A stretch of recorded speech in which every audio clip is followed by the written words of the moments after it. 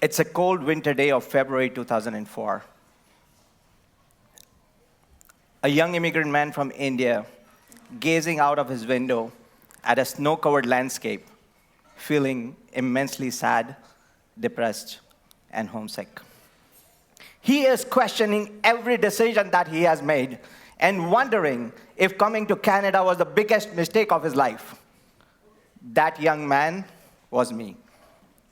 Just a few months before that, I had left a great IT job in Mumbai, India, with a dream of a future life in Canada, the beautiful future in Canada. But the reality hit me hard, as the things did not go the way I had planned. Things shattered. I was kind of broke.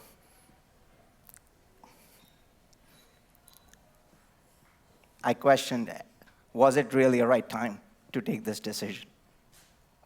Despite all the help and support of my uncle and his family, I found myself in a dark place with no friends, no job, and no direction.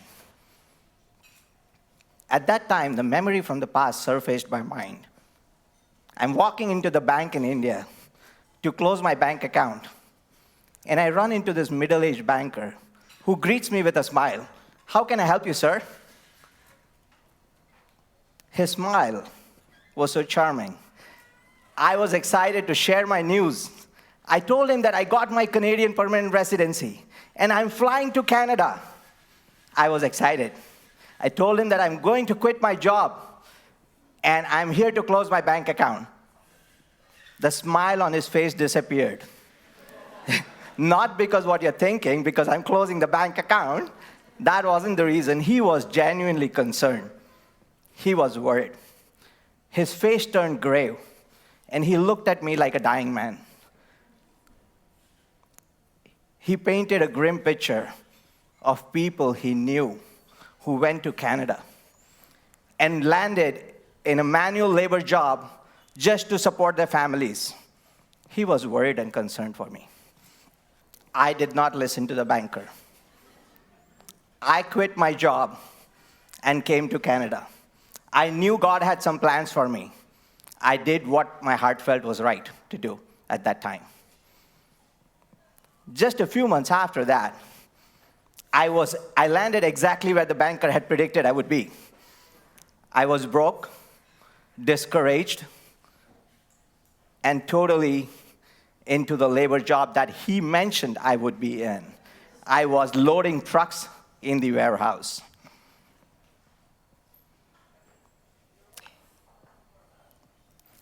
I associated my failures at that time to my identity.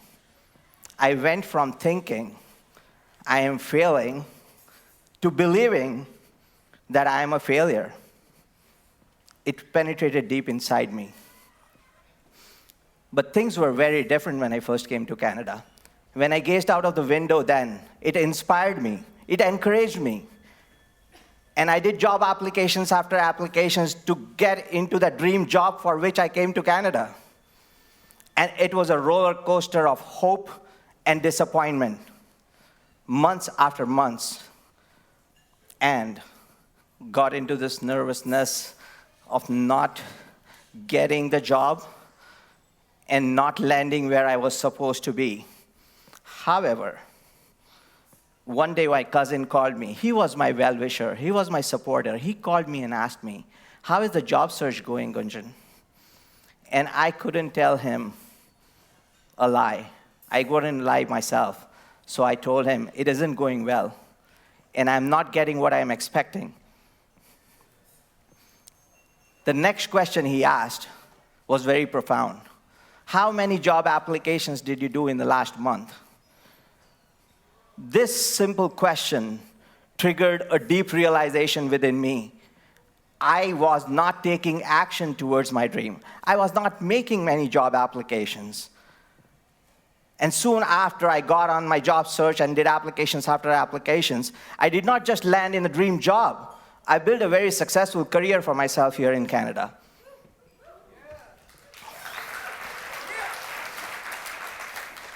Years later, I began dreaming of being my own boss. At that time, I had to hustle through the same challenges. I had to fight against all the odds, my internal fears, and the opinions of the others, which told me it is not the right time to take such chances. I went against those odds and built a successful career in real estate in the last 6 years. So, my friends, we all run into situations in our life, whether it's quitting a job, changing careers, pursuing higher education, getting married, buying a home, and so on. Remember, if you want to conquer, if you want to really do something, quit your excuses. Give up your excuses and just do it. Take action towards your dream. Thank you.